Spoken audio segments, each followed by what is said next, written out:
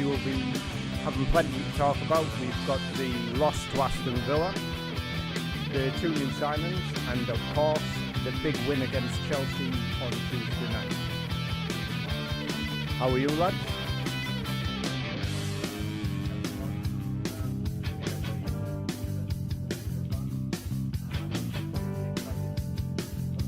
Digging deep. Obviously, just want to apologise to everybody. We obviously had a special guest coming on the show, Steve Baker. Unfortunately, Steve had to pull out due to personal reasons. So obviously, we'll do the show without him. But obviously, wish him well and hope that he can come back on the show at a later date. So, Jack, thanks for coming on, mate. Not a problem. Always a pleasure. You're like our lucky charm. Every time you've come on or been on, we've either got good results or we've just had good results. Well, I was thinking this beforehand. I was like, I'm sure I get brought on for the big sort of like when we're doing well, like when we're doing rubbish. That's it. Like, don't get Jack on. But as soon as we start doing well, as soon as we win big games, it's like, right, how well then, Jack? No, well, I think we need to probably continue that and make sure that that it continues. You know, we've got to discuss various things. Obviously, we spoke about the new signing that we got last Thursday in Aziz. We've got obviously Luke Ayling's just signed, which we'll dig deep into a little bit later on. But I think the only place to start is go back a week and go back to the weekend. Aston Villa. Yeah. What was your expectations going into the game? We spoke about it last Thursday as a game that we didn't really need. A game that I didn't really want. It was a game that probably got in the way a little bit of a busy fixture list ahead. But obviously a game that every Middlesbrough fan wanted to go and watch because we're playing against the Premier League sides. Well, so what was your thoughts going into the game? What was your thoughts about the game in general? In all honesty, I think I'm not going to say that I didn't want to win because you always want to see your club. You go to every game, don't you, wanting to win it? Yeah, 100%. Like you want to win every single match. I know it's not possible, but you just want to. But against Villa, I was like, we're not doing that fantastic in the league. We're sort of really inconsistent. We've got injuries. Yeah. We're in the semi-final of the League Cup. I'm thinking myself, is it another cup run that we want? Like I was like, if we win, it'd be nice. If we don't win it, I'm not that bothered. Were you a little bit nervous with how Michael went into the game, how he approached it with his team selection? You know, I looked at some of the players he brought back in. I looked at Hayden Hackney, for example. Was it a risk? Was it not a risk? I think for me it was a massive risk. Yeah. You know what I mean? Not just he's come back from an injury. He's playing against some very, very, very experienced and good footballers. His levels had to be high. The intensity of the game was high. Yeah, he's not played for a while. And obviously it was a really intense game. You know what I mean? They put a lot of pressure on us. They had a lot of set pieces. They dominated the game for long periods of time, and we didn't see a lot of the ball. You know what I mean? For me, that if it wasn't for the goalkeeper, you know what I mean, we would have probably lost the game quite heavily. And rightly so, he got man of the match. You know, and I know we're going to discuss his performance in midweek a little bit more further on later on in the show. But he had an unbelievable night for a goalkeeper. You know, I mean, everything that came near him went in. He was really unlucky with the goal, I believe. Yeah. You know what I mean? But he commanded his box really well, and I think he showed that he's a really good understudy for number one. You know what I mean? And it is a real opportunity now for him to make that position his own whilst then he's obviously injured. Yeah, I think for a while I've from what I've seen of Glover in the cup competitions this season, like I quite like what he does. When you watch him in goal, he's quite commanding of his area. Like he's constantly sort of shepherding people, telling people where he wants them, and I think that's one of the big reasons as to why our defence has looked a bit more stable. Is stable the right word in the right? Phil's is full of confidence. You know what I mean. I think it's so important for a footballer, especially a defender, to know that you've got a safe pair of hands behind you, and you've got someone who's going to command you. You've got someone who's going to talk you through the game. You've got somebody who's going to help you and dictate the game, because the good thing about a goalkeeper is, and obviously I know Mark Swartz was in the studio, that you can see. That Chelsea keeper. Yeah, he's a Chelsea goalkeeper. Yeah, he's Chelsea played 4 goalkeeper. games. He's played 4 games for Chelsea. Yeah. He's played in cup finals for Middlesbrough, but he's a Chelsea goalkeeper. He's played more for Sky Sports, mate. Yes. That for me, he can see the whole pitch. You know what I mean? For someone who can see the whole pitch, he can dictate to everybody, and I think it's so important, his role. And I think normally you'll have a young goalkeeper there who would be a backup, but I think that's one thing that Michael's got really right, that he's got a couple of understudies who've got loads of bags who've and bags got a lot of experience. You know, and I think that was key, and I think that's one thing that the club's got massively right. But no, I think the team selection, and obviously Josh has struggled fitness wise, and and other players who were coming back from long-term injuries got more minutes against Villa, but I just thought it was a big risk, and thankfully it all turned out okay. Yeah, we came out with a lot of credit, didn't we? Yeah, the thing is, it wasn't too bad. I thought the worry for me was it wasn't so much the squad. It was the formation we were going to play and the tactics we were going to use, and I was a bit worried we were going to continue as we were, because if we'd have carried on as we were, we would have got absolutely turned over by Villa. It would have been 4 or 5-0, and I think that was my biggest worry going into the game. And as soon as I saw the formation when we came out, I thought, actually, you know what? I'm not a massive fan of sort of 3 at the back formations, 5 at the back formations, whatever you want to call it, like with wing backs. But it worked. It really did work. And don't get me wrong, I think Villa, they look dangerous. They look dangerous. There's a reason why they are second in the Premier League at the minute. They are still second, aren't they? I think they're up there. I think they're definitely up there. And I think one thing what I liked about Villa, they showed Middlesbrough the utmost respect. You know what I mean? The team selection was strong. It wasn't the strongest. He rested a couple of players, but we also rested a couple of players because you've got to do that in football. Yeah. You know, obviously Watkins was sub and the rested a few more. But you're looking at Douglas Luiz as well. Yeah. Like the players that Unai Emery brought on, it was like he could have brought on some youngsters and gone. Well, he made his 5 subs, didn't he? He made his 5 subs in one chunk, and for me they blew us away because they stepped the game up. Then they knew 25 minutes to go that they needed a bit of a lift because. Yes, they were dominating the game. Yes, they were dominating in chances, but it was still 0-0. Yeah. And they knew if they wanted to win that game on the night, they had to step up in terms of in terms of winning that game. And they stepped up. They brought the subs on, and they just over dominated. And they probably got the reward in the end because they deserved to beat us. You know what I mean? Well, it's a replay we didn't want. I feel like the goal itself unlucky. It was so unlucky. But like I said, I think at the end of the day, it was deserved. Yeah. But, like you say, I think we got a lot of respect from a lot of pundits, a lot of football fans across the country who watched the game because neutrals, we had a game plan and we stuck to it perfectly. Yeah. And let's be honest, as soon as you saw the new formation, the first thing that popped up in my mind was, this is just a practice run for Chelsea. I was like, it's a practice run for Tuesday night. If it works, brilliant. If not, then Carrick's got a couple of days to go back to the drawing board and go, how can we stop them from attacking? Yeah. And like I say, obviously I know we're going to go on to Chelsea in a bit, but it's a formation and it's tactics that worked. I think Jones is much better suited for that wing-back role. Defensively, likes to come back. I think Vandenberg, what a player he is. Yeah. I think it's important though, isn't it, that we understand why he did it. He did it because you've got to give respect to other teams. If you leave pockets of holes, good players will damage you. You know what I mean? Villa damages at times. Yeah. But going into the next game, we obviously needed to make sure that the more you work on things, the easier those positions become and you get more versatile to the area that you need to be in. You're more solid, and the shape was dead easy. Villa probably deserved to win the game. Villa probably deserved to score a couple more goals, but we limited them to long range shots. Yes, one of them went in. Yep. We limited them to get around the back of us because we had the 3 centre halves and the full back dropping in. We limited to set pieces, and notoriously, Premier League sides aren't fantastic at set pieces. Villa are probably one of the best because they have the set piece coach. They've got that weirdo with the long hair. But that's where they hurt us a little bit. And obviously the goal came from a set piece second phase player. You know what I mean? So unfortunately, you know what I mean, that they'll probably see it as a positive. But for me, we came out of the game with loads of credit. I think the pundits and the supporters who came were proud of the way that we played. We give it a right goal, but we came short against a side who's potentially going to finish in the top 4 in the Premier League. And the thing is, I think, and a lot of Boro fans I think will agree with me, as long as you go out there, put a shift in, and give it a good game, win, lose or draw, you can walk out the Riverside and be reasonably happy with it and go, you know what?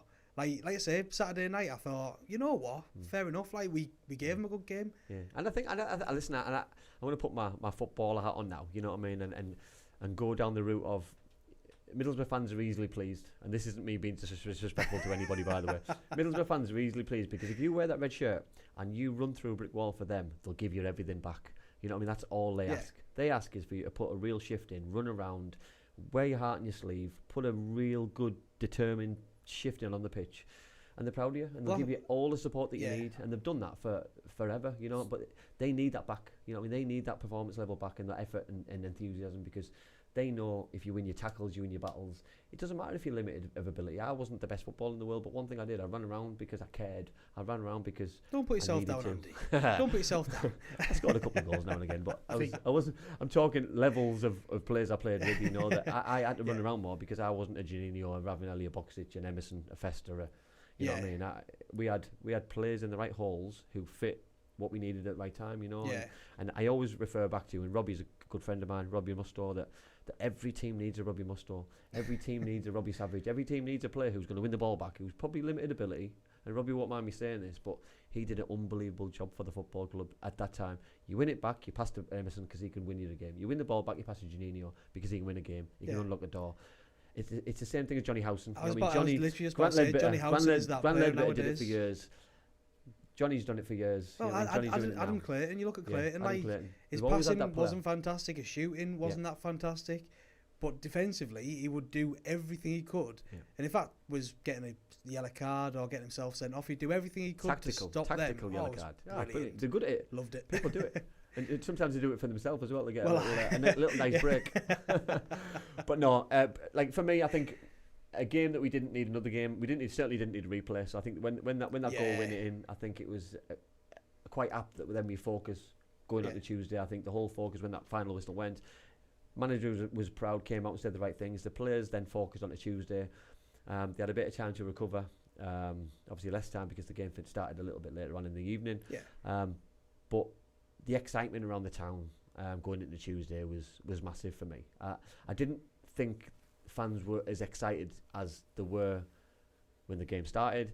I thought the atmosphere was absolutely brilliant. I thought his team selection was phenomenal. I thought how brave the manager was to play something that he's tried a few days earlier, which Villa will watch the game live. They'll watch the scouts there. They'll watch the videos. It becomes a game of chess. You know, I've seen the manager's interview before the game, and he was asked outright, will he be playing a back three? You know what I mean? And his comeback was quite apt, really. You know what I mean? Just have to wait and see. You know what I mean? He obviously didn't want to give things away, but you can tell sometimes from a manager's reaction. He's saying it with a smile on his face. That's going to say, yes, we are. He did, and basically, I think it played into our hands because Chelsea have really struggled this year. We spoke last Thursday about how they struggle to break teams down. You know what I mean? Yes, they've got some excellent players. They've got Sterling. You've got Cole Palmer. You've got the lad who I can't pronounce his name on the right hand side. You had Conor Gallagher. Oh, that Madueke. Yeah, but for me, the one thing that Chelsea are missing, and we spoke about this at length, one thing a lot of top teams are missing is a proper centre forward. Yeah. A centre forward who can score your goals. And I mean, this is me being doom and gloom. It was the best night Middlesbrough have had in a very, very long time. Yeah. The best result, the best performance level, the best atmosphere. I'm going back to European nights. I'm going back in the day when we've been in other semi-finals. But if Chelsea had had a centre forward that night, the result would have been very, very different. It becomes a different game. Again, we were giving them a lot of space on the wing. They were putting the balls in the box, and they were all going to no one. But obviously, you'll probably be able to give more of an insight on this. I was thinking myself, I was like, are they putting the balls into that area because they're expecting somebody to be there? Is that something that's sort of trained into players when they are, obviously, through the week, what we as fans don't see? Yeah, 100%. Because listen, you're drilled into playing in a certain way, a certain philosophy. You know what I mean? So if players aren't there, you're still going to put the ball in the same area. You're going to put a cross in the box. Chelsea were putting it in for Cole Palmer. They're putting it in for Conor Gallagher. Let's be fair. They're both excellent footballers, but not the two bravest cats I've ever seen. Conor Gallagher, for me, he shouldn't be anywhere near that Chelsea side. They didn't look like they were ever going to battle for things. You know what I mean? Especially when you've got Dale Fry winning every colossal. You know what I mean? So when you've got those kind of players, it was so difficult. But listen, you do it every week. It's a little bit similar to the way that we play. You know what I mean? We've got to adapt our game. That when Josh plays up front, we can put balls in the box. Yeah. When Lester Lath plays, we can put balls through and over the top. So we can play in two different ways. So obviously the manager will have to use those tactics accordingly to try and be successful for us, you know. And I think the tactics that we used on Tuesday started brilliant. We looked a threat from the off. Obviously the centre forward Lath came off with it looked like quite an innocuous injury, but obviously got injured. He couldn't continue. Josh comes on straight away. You've got to change the tactics, and I don't think we got it right for probably 20 minutes, 25 minutes. Yeah. We were putting balls over the top. Josh doesn't. Ironically, we did get our goal from a ball over the top, but but it wasn't not for him. Coburn. You know, It was for Jones, and I think it was just the right play at the yeah. right time. If Jones wasn't as high as what he was, and if that was Josh Coburn, that was somebody else, you know, and Hayden 100%. wasn't carrying on and joining in. You know what I mean? That's one thing that we've struggled over the last few weeks is midfielders joining in. Yeah. We speak about that 10. We missed Hayden's energy. I was going to say we missed, yeah. And I think we only realise we miss it when he comes back. Yeah. Because we think we're doing all right, and then all of a sudden he's there, and we think that's what we've been missing. You know, and I'm so excited now. We've got. I know we're going to talk about new signings, and we're going to talk about Aziz, who likes to play in that role as a 10. Yeah, you know, I just hope we can try and fit everybody in, adapt everybody in, not have to rotate as much, because for me personally, as a football fan, as a Middlesbrough fan, as someone who loves to watch attacking football, I want to see as many attacking players as I can in as many attacking roles. And as long as we're covered defensively in the right areas, you know what I mean? I'd like to see us a little bit more expansive. I'd say, speaking of defensively, one thing I'd like to mention is Lucas Engel and his roles and responsibilities in both the Villa game and the Chelsea game. Like, talking about, obviously, in the Villa game, you're looking at him playing as a left-sided centre-back, which sometimes drifted it back in the left-back into his natural position.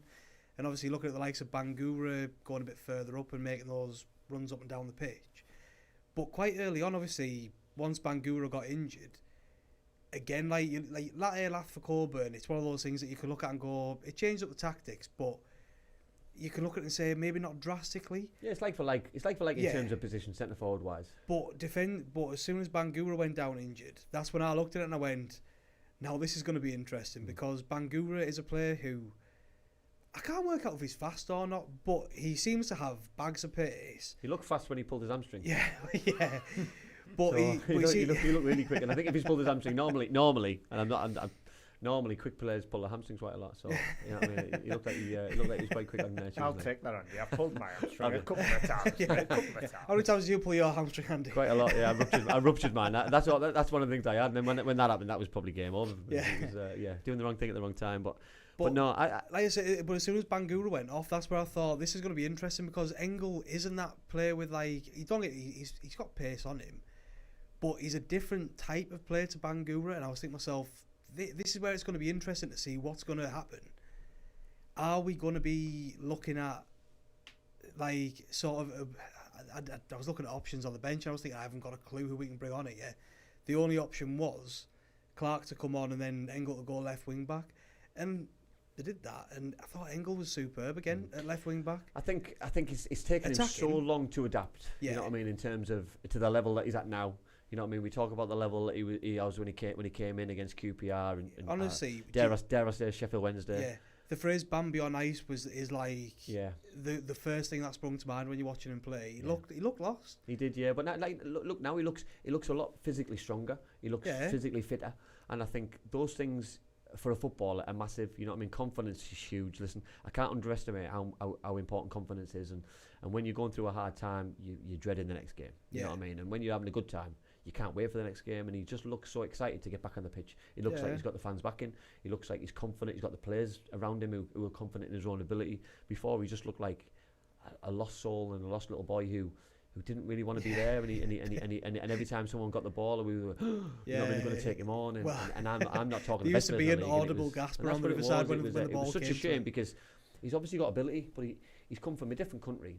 And it's just taken him a little bit longer than we wanted and needed him to adapt, because it had an impact when he first came in, and had an impact on his own personal Middlesbrough development, because he was out the side and it took him a while to get back in. But I think now the manager's got the levels up what he expects. He's got the levels that probably the individual expects, more importantly, that he knows he's a good footballer.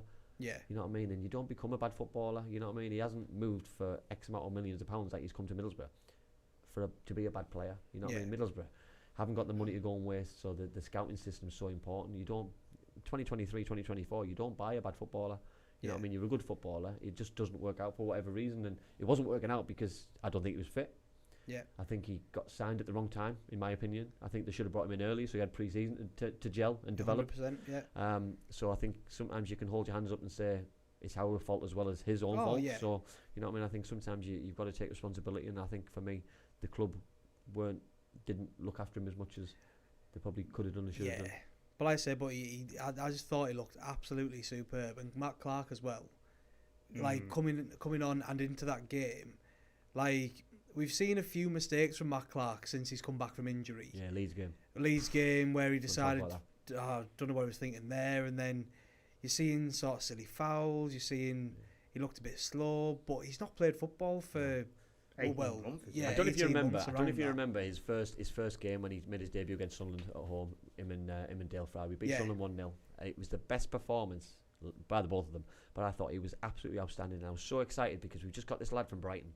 Yes, we paid a bit of money for him, but I thought he could be just the missing link. He's left-footed, which gives you balance as a centre half. Yeah. He can win headers. He can win tackles. He can step out with the ball. He had everything as a defender. And he'd won Player of the Season at, I think, he's been promoted from the Championship. So he ticked all these boxes for a Middlesbrough footballer in order for us to utilise him. But then all of a sudden he picks up a really serious injury and we get left with a little bit of egg on our face. But I think if we can just keep him fit, he's going to be a top player. Well, I was just about to say though, against Chelsea, I'm watching his performance and I'm thinking again, like he was absolutely world class. But he was like he's played in the Premier League, so he knows these players inside and out. He's played against them. He knows that the levels which it needs to be that player. You know, he's got promoted. He's wore the T-shirt. He knows exactly what it takes. You know what I mean? And we talk about that. You don't become a bad player. Yeah.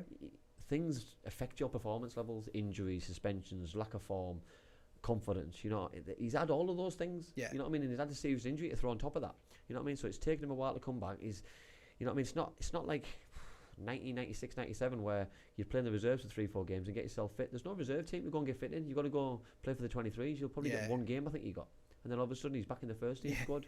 And because everybody seems to play on a Saturday, that you're limited not just in what that you though, can do. with injuries as well, like he was thrown into the mix. Yeah, of course he was. Way too early. Oh, too early, far too early, and coming on at really pivotal times. Leeds early, Chelsea early. Yeah. You know, every time he seems to come on, it's really early. Instead of coming on to see games out 10, 15 minutes here and there, and be brought in slowly. Yeah. He's given 60, 70, 80 minutes at the time, which is just like absolutely shocking for him. And listen to the teams that he came on against. I know. Sunderland, Derby, Chelsea, massive. Leeds, Premier League club. Exactly. All incoming, you know. All massive pressure games. Yeah. No, and I think sometimes you've got to give the players credit, you know what I mean, because, listen, the manager just seems to be an absolute genius, cool as ice. His interviews are amazing. The way he handles himself is just impeccable. You know, he lost his composure when we scored, by the way. But everyone's allowed to do that. Everyone's allowed to do that now and again.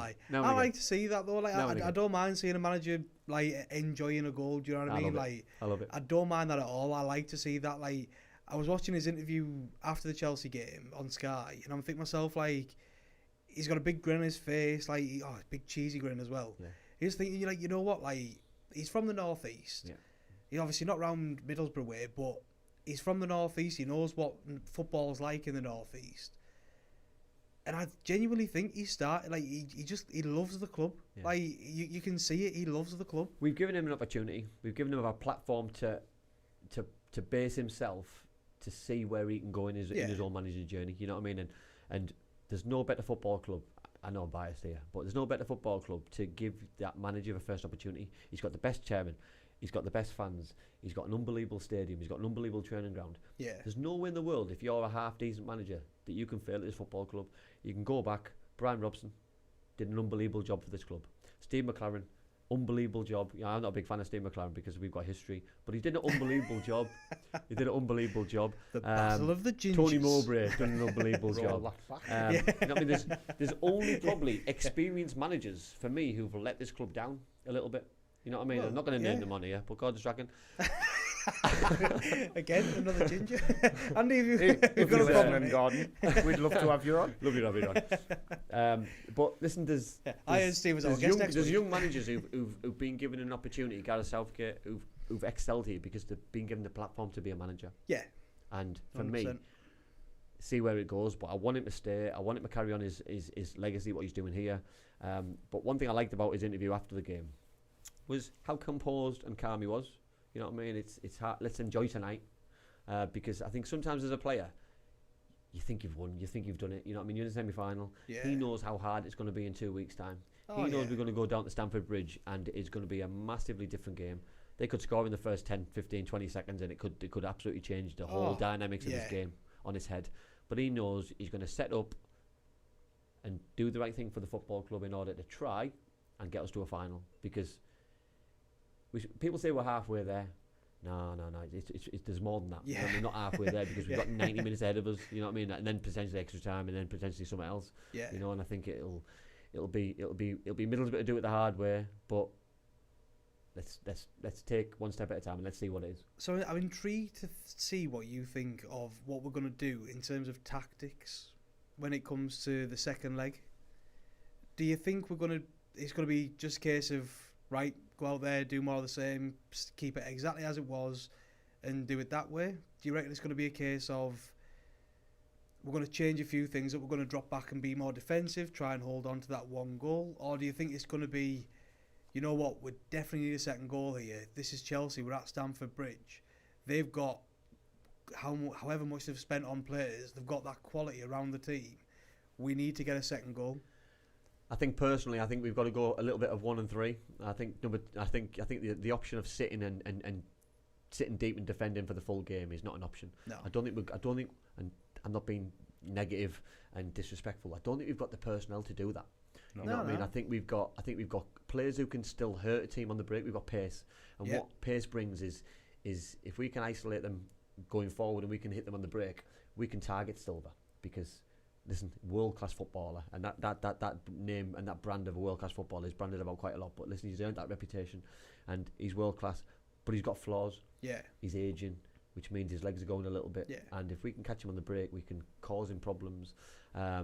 Defensively, I think they struggled at times because they left gaps for us to exploit. Well, I think if we can exploit those gaps, we'll cause them a problem. I think Colwell was a massive gap just running around the pitch, to be honest. Like, you're looking at because they like to go forward though, Jack. Yeah. I mean, because Chelsea like to attack with the fullbacks, it leaves the two centre halves quite isolated, and they got caught out a little bit, not a lot, but they got caught out a little bit. But we need to catch them out in the second leg because the thing is, the longer the game goes, they have to score, so they've got to take a risk.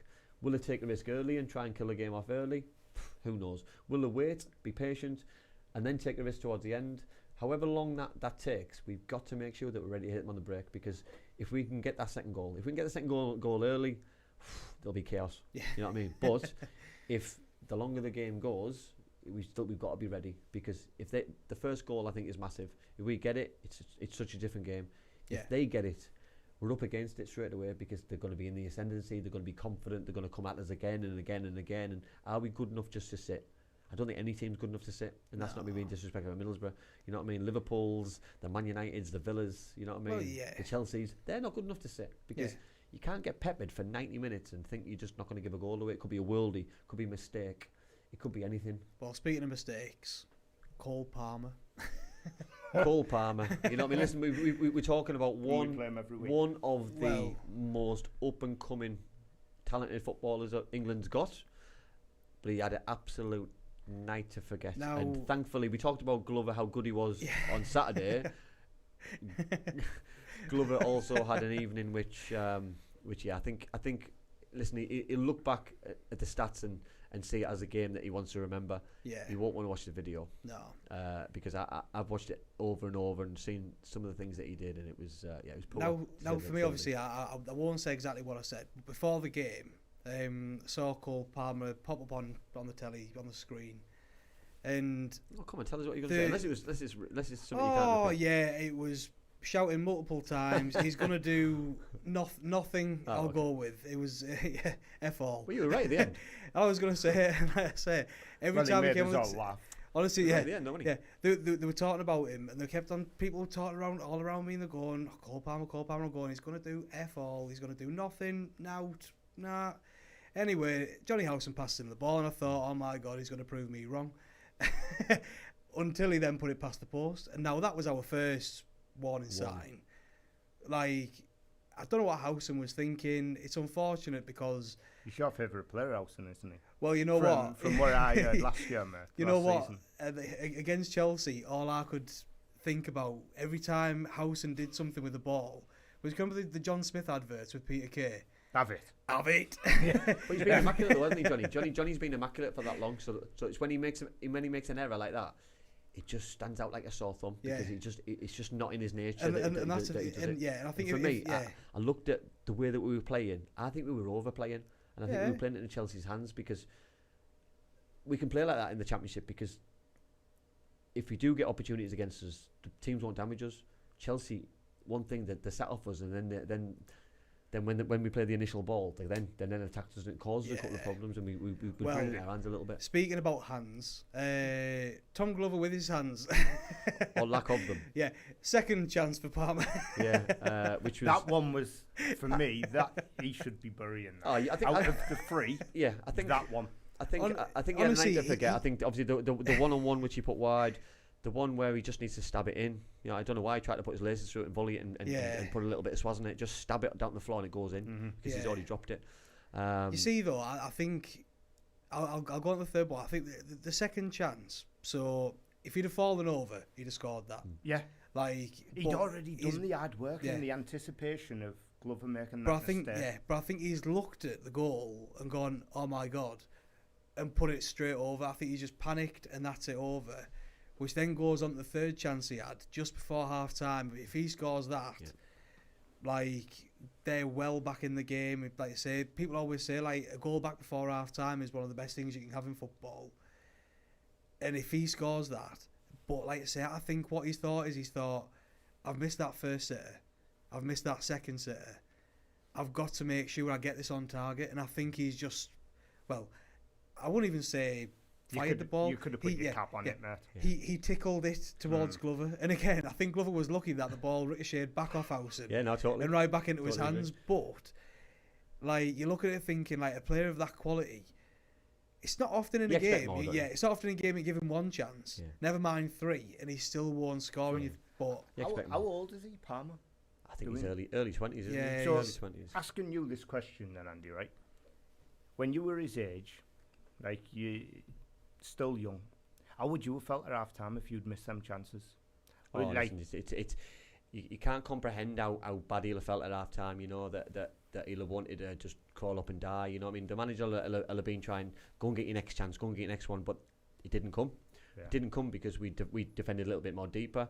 He'd had his opportunities. You know that he had to score, and as a player, you don't seem to get that many clear-cut opportunities. He had so many in a short space of time that.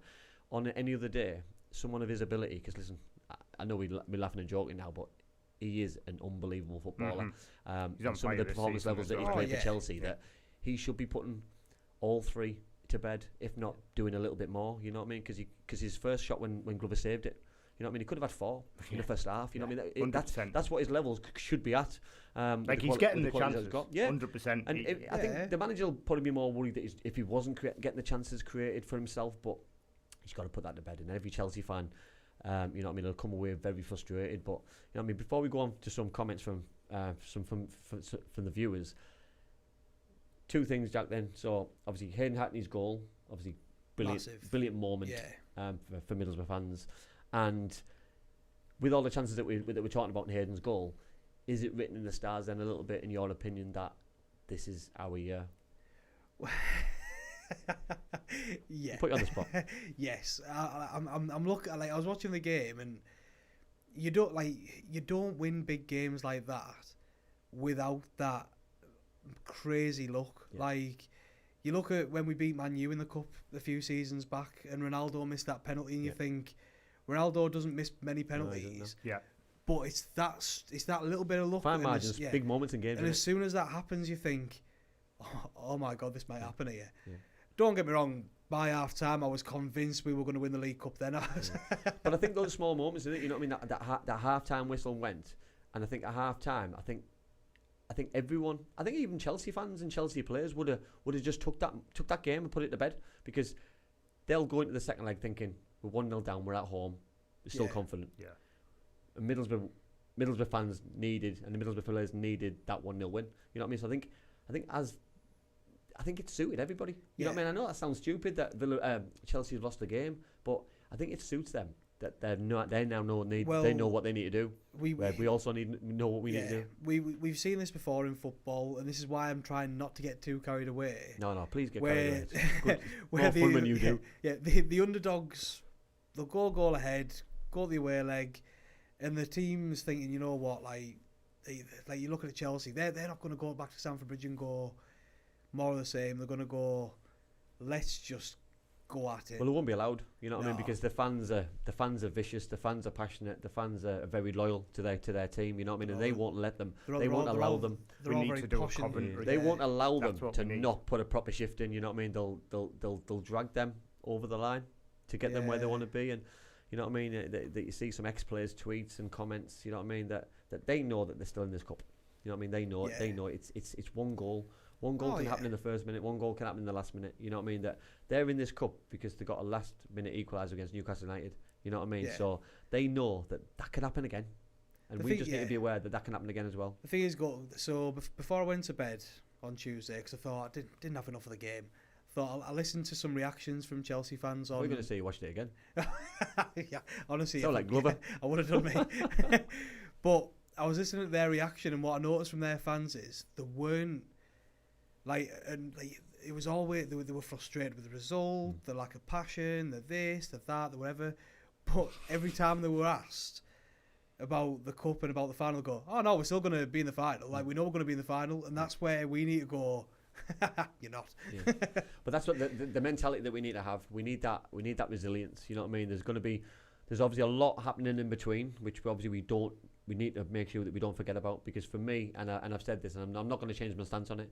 For me, the Millwall game and the Rotherham game are bigger games. You know what I mean? Every Middlesbrough fan may disagree with me.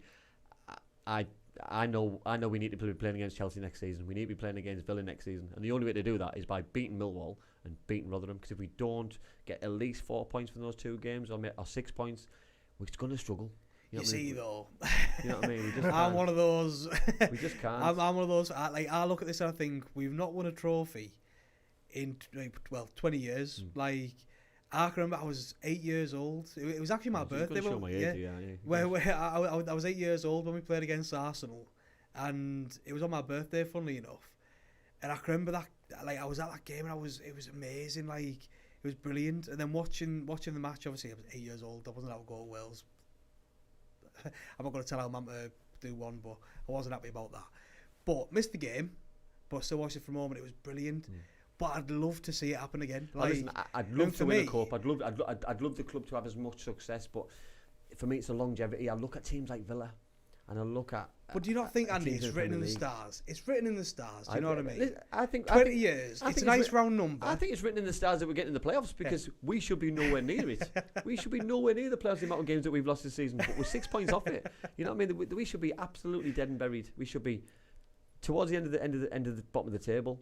You know what I mean? With the amount of games that we've lost, and there's still a place there, and that place for me is there because there's something bubbling underneath which is keeping us there. You know what I mean? And if that's a confidence, if that's where that we go with the flow, if that's a playoff place, if that's a cup final place, you know what I mean? Because for me, they go hand in hand. I'd have you know what I mean? Because if you're winning games, if you're winning games, you're playing with confidence. You know I'll what I take mean? them both, mate. You know what I mean? Like Smash for me, them both. I'm not saying we're going to get promoted. I just think that this club again needs the two semi-final in the playoffs because we're too good to not be in that. You know, we're too big a club to not be in that. I look at Southampton, big club, bigger than us. No, they're no bigger than us. They've been in the Premier League, doesn't make them bigger than us. Leeds United, big club, yeah. Are they bigger than us? Not bigger than us. You know what I mean? These teams, they're not. Ipswich Town, big club, not bigger than us. You know what I mean? Leicester, yeah. See you later. They've gone. You know what I mean? They've gone up. But the rest of them are shut that for me. You heard that. Leicester are the bigger club, apparently. They're just too really good. told them, Andy. They're too good. They're too good. Leicester, They're too good. Yeah, fair enough. Yeah, they're too good. And I'm on about Leicester on the pitch because on the pitch they're just far superior than anybody else. But we beat them. You know what I mean? So for me, every team's beatable. Well, yeah. You know what I mean? But we need to make sure that continues. I totally agree, mate. 100%. Got anything from anybody so we can do we've some got questions? loads of comments. Loads. Let's have a look. Probably loads what say the cup's more important than the league. I'll skip the evening, lads. Loads of people have said evening. Evening. We're long past that, everyone. Lee Morris, Andy, have you ever known a club to have as much bad luck as the Boro with injuries? And is there a tweak in training we could do? Oh, listen, I don't think there's any magic formula now in terms of. I obviously don't know what they're doing day to day in training. I don't know. You're talking about intensity. A lot of the injuries that we seem to have are pretty serious, you know. And listen, the 2 injuries that we got on Tuesday, nothing to do with training. You know what I mean? Because they both got injured for impacts or. Bangura was obviously a sprint. He's obviously pulled his hamstring. Latalath was a contact from Silva. Obviously hurt his ankle. So I mean, some things are avoidable, some things aren't avoidable. And I look at some of the ones that we've got. They're unavoidable. You know what I mean? Lewis O'Brien breaks his leg. You know, like great to see him back. You know what I mean? But I was about to say back on the bench. You know, back on the bench, so obviously fit and healthy, but it's going to take him a while to get up to speed. But we're starting to see a little bit of light. You know what I mean? I don't think it helps that we've got players missing international duty, and we've got Celine Dion coming back injured from international duty. That's nothing to do with our club as well. But to answer Lee's question, Lee's a friend of mine that injury-wise, I've never seen anything like it. I'll be honest. You know what I mean? Because every club has injuries. Every squad has injuries, but it's the level of players that we're getting injured for us. They're all top players, and when you get young players injured, you take on the chin a little bit because injuries are part and parcel of being a footballer. But we've had spine of our team injured. We've had top draw players injured. And 12. You know what 12 I mean? players, 12 first team 14 players. if you include the two that went off. And I think and I felt sorry for Chelsea because they were talking about their injuries, and their injuries got spoke about quite often. Not once did anyone bring up our injuries. Well, I was just about to say the daft thing. I seen it the day after. I seen the Sky Sports news. Yeah, why did they lose? About and they put all these injuries on, but 7 of those players on the list weren't first team players, and they're nowhere near the first team, or they might be on the bench, but they're not first team players. You know what I mean? Because none of those players injured were 100 odd million pound Caicedo or like 80 odd million pound Enzo Fernandez. Like in effect, they're the full team out. Oh, of course they did. Yeah, of course 100%. they did. You know what I mean? But we focused at the start about centre forward. You know what I mean? So they've got one serious injury, one big injury. Yeah. Jackson's a huge player for them. You know what I mean? It would have made a difference because he probably would have been the player to score him a goal or two on through the week. Have you seen him this season? Right, well, no. Bit of a depends if he turns up like he did against Spurs, you know. But I think, listen, injuries are part and parcel of football. You know that for me, it made it an equal game. It made it a better game for Middlesbrough, but we also had a lot of big players out. So then it goes back in Chelsea's favour. Definitely had players I think, out. Listen, the whole thing's written in the stars. You heard it here first. Playoff players. League Cup final. Oh yeah, winning them both, mate. Smashing them both. Yeah. Lee Morris. If we had VAR on Tuesday, was that a penalty? Ooh. Now I'm going to say a firm no. Nobody asked you, Jack. I was asking Andy. I'm glad it wasn't there. Me too. I'm glad it wasn't there because the whole game just flowed really nicely. I don't know what you think, Jack, but I thought it flowed really nicely. I much preferred it. I preferred the fact that the referee made a decision. I think he let a lot go. I think that type of thing, it kept the flow of play going. Like, just on that, Jack. Sorry to put in there. So you said about the referee let things flow. Do you not think that every referee lets things flow now? But then the VAR stops it and looks through it all. And that, they're letting it flow for that. Yeah. So they don't have to decide. They're doing no different, but they're letting it flow because they let it flow anyway. But then VAR picks up the mistakes. Don't get me wrong. There were times in the game where I'm thinking, like, ref, just please blow that up for a foul, just so we can take a breather, so we can stop for a second. That's where VAR comes in because they get 6 or 7 minutes sometimes just to sit and have a breather. But like I say, I'm looking at thinking I know we're used to it. I know we don't have VAR in the Championship, but I think in that type of game, it would have slowed it down. I think it would have been constant. Like, you look at the penalty shout in the first minute on Latalath. Now I'm assuming that's the penalty shout that the question was referring to. I didn't even realise until half time when someone mentioned it to me that there was even a penalty shout in there. I had to look back on BBC Sport, flick through and work out what they were talking about, because if it's the other way around, I'd be very disappointed if that's given against you. Yeah, because he got the shot off. He had to. He got the shot off. It wasn't a great shot. He got the shot off. Lat's going down. He's actually watching the shot and working. He didn't turn around and put his hands up. The defender has to go for the ball. Yeah, it has to, and it's a follow through. You know what I mean? He's kicked it, and as he's kicked it, there's a collision. You know what I mean? And for me, I don't think it was enough to go down. If he struck the ball with power, and there's a bigger follow through, I think we're talking about a different thing because the contact would look bigger. Because he stabbed the ball, he hasn't really gone with enough for me. That it's got to. And I think he was already on his way down. I think he was. He was. You've got to take everything into account for me. Yeah, for me, he was losing his legs as he and then obviously as he's taken the shot and he's put it out and his foot's there. The contact's made. But if that's in the last minute, by the way, we're 0-0. That's a penalty. I'm having it all day long. But no, with my honest football hat on, I'd be disappointed if that's given. Because if that's given, then everything's a penalty. Mate, I asked the exact same question that you asked yourself there. Would you be disappointed if that was given against you? Million if that was given again, if I can say I'd be gutted if that was given against our team, I'd just say it's not a penalty. If that's a penalty now in 2024, then. We're playing non-contact football at that point. It's pointless moving forward. Yeah. So another comment, since everyone just stopped talking at the same time there. I'll read another one. Thanks, lads. David Campbell. We need a better outlet to give us a break from the pressure. The ball kept coming back because naively, Coburn was trying to battle Silva rather than adapt his game by coming short and playing it to the fullbacks. Yeah. One thing that when I was watching the game, and obviously Josh is struggling with fitness. Obviously, I think he's had a minor operation on a hernia, I believe. So he's obviously struggling with his fitness. That's the reason why he doesn't play full 90 minutes. Yeah. With coming on the second minute, you're playing a full game. You have to play a full game because if you know what I mean, or you might bring him off a couple of minutes. For me, after about an hour, I'd have brought him off, and I'd have stuck Matt Crooks up front. I'd have flooded the midfield with some energy, some legs.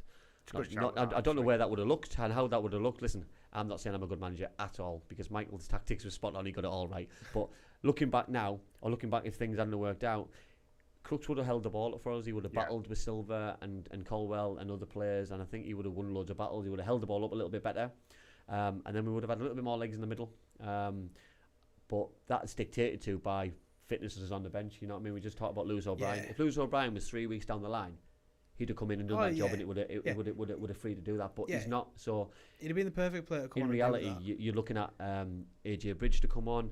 Big game for a young boy to come on and make your debut in. You know what I mean? So for me, the manager got his tactics spot on. However, I do agree with the comment, if I'm honest. 100% I do. I think, like we spoke briefly about this before. Obviously, we came on. Don't throw me under the bus here. And, Is it just me? No. I won't finish sentence, but like I think with Coburn, like you say, he's struggling with his fitness. But if Latte laughs on for the bulk of that game, we're looking at different types of tactics. We're looking at balls over the top, and we're looking at that person to chase him down. And I think what you were saying before we came on air, you were 100% spot on. Yeah. So just for context, I would have loved to have been on the bench. I'd love to start it, obviously, but I think if I'm a substitute on that bench and I'm watching how Silva's playing and I'm watching how the game's developing, I'm thinking I can't wait to come on here, run over the top, and they won't catch me. You know what I mean? That's what we were crying out for. We were crying out for someone just to dominate him for legs. And you know what I mean? The time that he slipped over, you know what I mean, and still got up. That, he shouldn't be recovering from things like that, in my opinion. And I think we just missed that directness. You know what I mean? Could it have been a Callum Kavanagh, you know what I mean, a couple on? I don't know, you know. Listen, we won 1-0. I'm not being negative. The manager got his tactics absolutely spot on. That's why he's manager at Middlesbrough Football Club, and that's why I'm sat here talking about him. But I feel like the naivety of Coburn trying to like out-muscle and out-battle Thiago Silva, I think that comes from Latte Laugh's injury in the first couple of minutes, and Carrick sort of going, right, we've got a game plan, we're going to stick to it. And like I said, the game plan worked, but for Coburn, it meant that for large periods of the game, he wasn't included in it. And when he was included in it, it was a lot more difficult for him to get into it a little bit more. So, I think it was all down to tactics. I think it was. And listen, this isn't a slant on anybody. It's just it's the tactics and the way that the club had to play because of an injury, had to change things. Yeah. The plan wasn't that he was going to come on after 2 minutes. The plan would have been he was going to probably come on after 65 minutes and see the game out. And it would have looked it would have looked a lot different. He'd have had fresher legs in the last 15-20 minutes than he had when he towards the end. And listen, you know what I mean, you've got the adrenaline, you've got the game, everything tires you out, you know what I mean, you've got the nerves, they've got the running that around it he did. You know what I mean, he worked incredibly hard, so you know what I mean, he played a huge role and a huge part in the result, so you know what I mean, like fair play to him. Have you seen the record with and without Coburn in the team. Yeah, it's ridiculous. Yeah. It's Oh, I haven't seen this now. So before his injury, mate, I'm sure it was some. Don't quote me on the exact number, but with him, 9 wins. Without him, 9 losses. Yeah. It was we lost all our games at the start of the Without him. season without him. And when he came back in, we started to turn things around. We were scoring more goals. We were letting less goals in. Yeah. Which was key. You know what I mean? Is that because he's doing a better defensive job? He's better going back and for corners as well. You know what I mean? There's loads of things that Josh does really well. It can't be just and I think it was a catalyst. He was a catalyst for positive performance levels, and I think it's that's credit to him because he's obviously come back from Bristol Rovers last season. His levels have been a lot better and higher. He had to step up his levels, which is obviously inevitable that he's playing at a better level. But now listen, if he can add some more goals to his game, we'll have an all-round footballer, an all-round player. Centre forwards are judged on goals. You know what I mean? Lath's done better recently. I tell you what, Coburn as a number 10 with a finisher. I reckon that'd be the way to go. Listen, I look at Josh and I see him as my ideal strike partner. For example, you know what I mean, someone with legs and someone with pace to do the run on the other side. It'd be perfect. Yeah. But we don't have that kind of formation now in this generation of footballers. You know, everything's one up, one behind, two wide. We don't play 4-4-2 where you've got somebody close and can work on flick-ons. You've not got the typical little. You have the dynamic formations, don't you? But unfortunately, he's got to adapt his game, and he's got to try and make sure that when he does get those opportunities, you know what I mean, that he brings his Tottenham boots instead of some of the boots that he's had this season, you know, because some of the chances that he's missed this season have been quite pivotal, you know. You know what I mean? Like the goal he scored with his head. Do we put enough crosses in the box? No, in my opinion. No. Last season we put a lot more in, especially from the left-hand side from Giles. We don't do that as much from the left-hand side, so he's the one who's getting starved. You know what I mean? And for me, the way that we're playing at the minute, it's more through balls over the top, which suits other players better at the minute than him, which must be a little bit frustrating for him. Any more comments, or are we moving on to the transfers? So we've got like 7 minutes left, just about. So let's talk transfers. So listen. For me, and obviously Aziz was a big signing last week. I don't know what you thought, Jack, about the signing. We were excited about it. Is it someone that you'd seen a lot of? Obviously, I seen his goal the Saturday before we signed him. He got called back against Watford. Side foot volley, unreal. Do you know what I mean? From a second phase player. Well, I'll be honest. I hadn't seen bad much players of don't him. do that, by the way. I hadn't seen much of him. What I had seen was when we played Plymouth at their place, where I think he got a goal and an assist, was it? And you look at fair though, everyone got a goal that day, didn't it? Yeah, even I had one. I was sat at home, but no, it's one of these things where, like, you look at his stats and you look at the goal contributions he's had this season, like. It's a player that we're crying out for. You're looking at... Have we missed that then, Jack? Have we missed that kind of player to unlock a door, to create more chances? Because take Riley out of the equation, take Ryan Giles out of the equation, take Tuber out of the equation. We've lacked a player of that calibre. I've been saying, so for years, like, and it all started with Lee Tomlin. Like, Lee Tomlin, we brought him in. That perfect player that can sit just behind the striker. And he had that movement. He would give it a go. Sort of like he scored goals from distance. He had a wand as well. Though Lee was a top. Oh yeah, class. Mental. If he could have stayed fit, he'd be a top player now. By the way, still. Well, he had a figure like me though, so that's the issue. Top but then you're moving on from Tomlin. We had Fabrini, who again, not great, but he had the ability to take on players, score goals. They replaced him with a player with actual quality, which was Ramirez. Like, unreal. You're looking at that. And reeling them out tonight, and the names. Proper dropping names on the floor, Now, for me, right. He's written them on his hand, hasn't he? Yeah, I was saying. Got big hand. Yeah. Stuart Downing. That's not the only thing. But after Ramirez, obviously, that whole palaver, I'm looking at Stuart Downing coming into the club, and I'm thinking, perfect. Get him in there. He did a job for West Ham in that position. He was quality. He was one of the best English players in that position in the Premier League. What a great signing he is. And we played him out on the wing. And since then, we haven't had that player in the middle who has actually had that quality. And you're looking at, like, last season, obviously, we had Akpom in. He was a different type of player. He was sort of playing with different tactics, different style of football. But you're looking at those types of players, and I was like, when we got McGree in, I'm looking at McGree going perfect. Yeah. That's what we're wanting, and he's out on the left wing. Yeah, and that's my only hope. I hope that we don't take the good from a player and put him in a different place. You know what I mean? Don't put a square pegs in round holes. Yeah. You know what I mean? We've got to make sure that we put the right people in the right places to get the best out of them. You know what I mean? You don't become a bad player overnight, but you become a different player if you're not doing the good things that you do. Yeah, and like I say, and for me, I'm just hoping I bring some of that creativity. I'm excited to see it, and I think his first game being away, I think is probably a good thing. He can go there, play with a bit of freedom. Yeah, have another solid week's training before he comes at home and plays against a side for me that we can do some damage to with any luck. Because I think there's a bit of payback in that one. But you see, though, the thing is, if we go to Millwall and he does what he did against Watford on New Year's Day. Yeah. Like honestly, every single Boro fan would be like, honestly, they'd love it. No, I totally agree. Like, for me though, if we brought him with a hero's welcome, we'd be rolling out the red carpet. Absolutely bang on. For me, signing of the window, Luke Ayling, I think it's been absolutely phenomenal. And I'll give my reason why, because I'm not a defender at all. I'm not a defending fan. I like my teams to be expansive, but you've got a fullback here who loves to go forward. He loves to score goals. He just loves football. You know what I mean? He's one of those players that you'd hate to play against. You hate to have him on the opposition team. You detest players like the way that he plays, because he just doesn't like opposition players. He kicks people. He's in your face. He's passionate.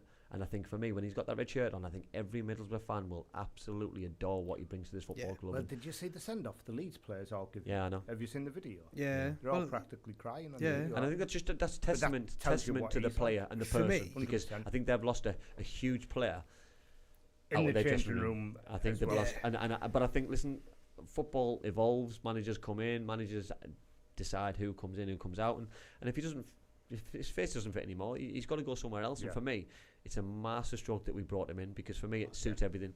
Where he lives, that comes down the road. It's for me it's perfect signing for him, for a person, a footballer, and for us. Yeah, he does. I think it's absolutely magnificent, because I think we've struggled in the fullback areas. For quite a while, and we've got enough left backs to cover a ship. You know, when they're all fit. So I think right backs we can fit another one in. Yeah, but like, you're looking at Smith. Say Tommy, he's been out for a while, like Tommy Smith, and it's looking like we're not going to get him back in the squad for a while. Yeah. We've got Dijksteel looking like in a similar position and all that sort of stuff. We brought in an experienced player who I think is going to be absolutely superb. He'll be solid at the back, perfect for what we're looking for. A 6-month deal, see his contract out, get him on a free in the summer. I think that's key, and that's key for me. So, Jack, let's finish off with prediction for the Millwall game, because obviously that's our next game. How's it going to go? What results are going to be? 5-1, Boro. 5-1. That's a big. That's a huge statement. Wow, huge statement.